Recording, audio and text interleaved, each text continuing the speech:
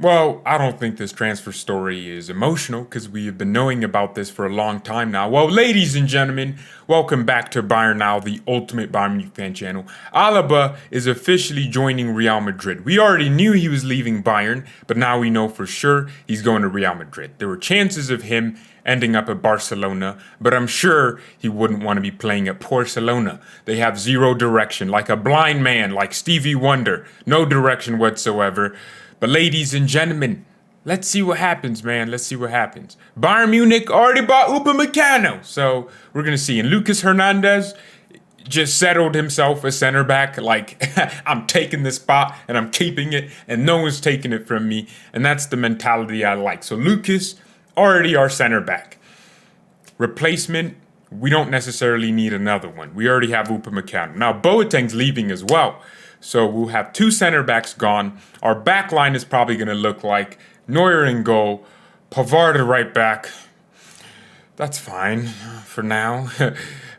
For the right center back position, we'll have Kouassi and Upamecano available for that position. And then Lucas Hernandez. And then we're going to hope we don't get more injuries. I'm sure I'm missing someone in my list.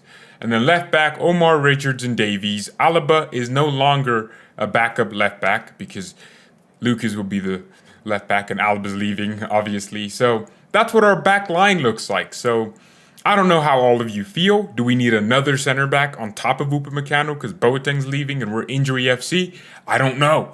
Kouassi gets injured frequently. But hey, this is a new generation of Bayern. The treble winners in 2013 are slowly leaving. It feels a little bit sad, I can't lie. And look, knowing this transfer story has been going on for a while. Goodbye to Alaba. He leaves in a few games, actually. You know, we have 4 games left in the Bundesliga. That's his last game for us. It's so unfortunate that there will be no one in the stadium to, commemorate him. But it's fine. We have a pandemic going on right now, so we'll see what happens. I'm just really depressed, man. But at the same time, I'm happy. I'm happy because, well, is Real Madrid just going to play Barcelona El Clasico every single week now since everyone left the Super League? It's just Madrid and Barca left. I think Barca has to take a vote, but the Super League just collapsed in 2 days because of the power of the fans. We have so much power to influence decisions at the top level.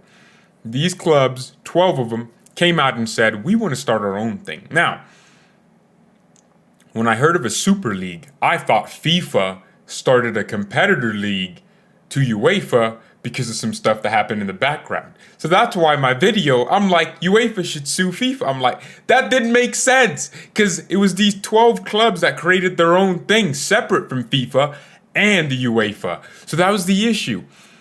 The thing is, I would like something like that. A decentralized version of control in a top league. But the thing is, it removed everything we loved about football. It removed competition. You couldn't get promoted or relegated. Who decided Spurs and Arsenal were big 6 top clubs? Some of the best clubs in the world? No. No one thinks Arsenal is one of the best clubs in the world. Hell no. So that was a real question. Who made these decisions? And I'm so happy Bayern Munich took action. Now, I don't know if Alaba's going to be playing in the Super League with Barcelona every week. I'm not sure. But hey, this idea will come back in the future. I think eventually we will move in a different direction with the sport. For the better, by the way. I think a lot of people woke up to the fact that these owners have too much power.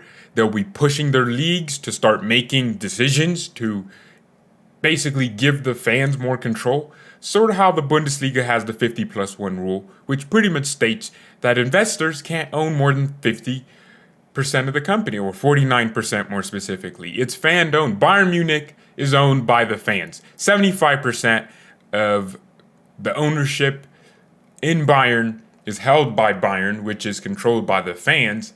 I think Adidas, Audi, and Alliance, they all own a respective 8.33% each. So they do have some control, but 75% of the control goes to the fans. RB Leipzig, however, their fake members are pretty much just Red Bull employees, so they're still owned by a billionaire. But hey, I'm so happy that Bayern Munich pretty much stopped this.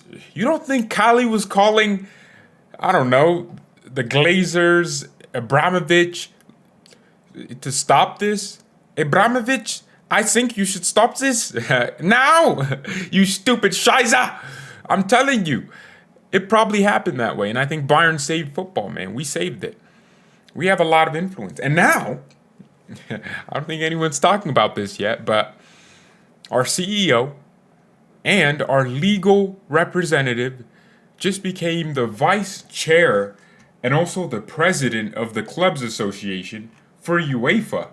Hold on, let me read this to you, because I don't think people read this as I read it.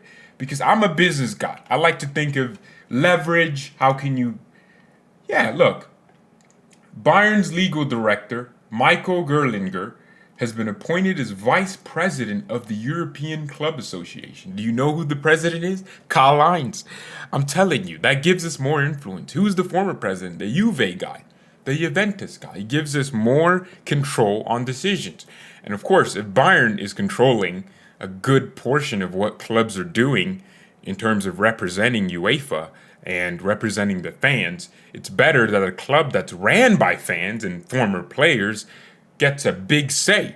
No longer do we have these, Juve billionaires and Florentino Perez just making decisions on UEFA and FIFA. So it's going to be a great future. I think this new format they have, in my head, it sounds stupid, but I suppose they would have probably, maybe made some studies and seen how people interact with different games and how different structures could improve. And I agree the Champions League definitely needs a good overhaul, but I don't know about the group stage. I'm still waiting to find out the facts on that. So, yeah, the story today is Alaba is leaving. I'm not going to sit here and say, oh, you wanted 20 billion. We couldn't give it to you. And now you're leaving us. We knew that. We already know that. I'm not going to repeat facts to you. Alaba wanted a lot of money. Bayern didn't want to give it up. So it could be one of the reasons Hansi Flick wants to leave, because Hansi probably felt like, we'll just give him the money. I don't know. I wouldn't agree. I wouldn't give Alaba 20 million, or was it 18 million a year he wanted? I didn't think he was that level. I still don't think so. Now, there was a period of time where we made fun of Alaba on this channel, but there was also a period of time where I thought he was one of the best ball distributing center backs in the world. He was amazing with his ball recoveries, but I can't wait for Lucas Hernandez. I think our future is clear. Our future is moving forward, and we are not moving backwards. But thank you everyone so much for watching. Mia, send Mia, and peace. Oh, I can just stop recording here. Oh no, I can't.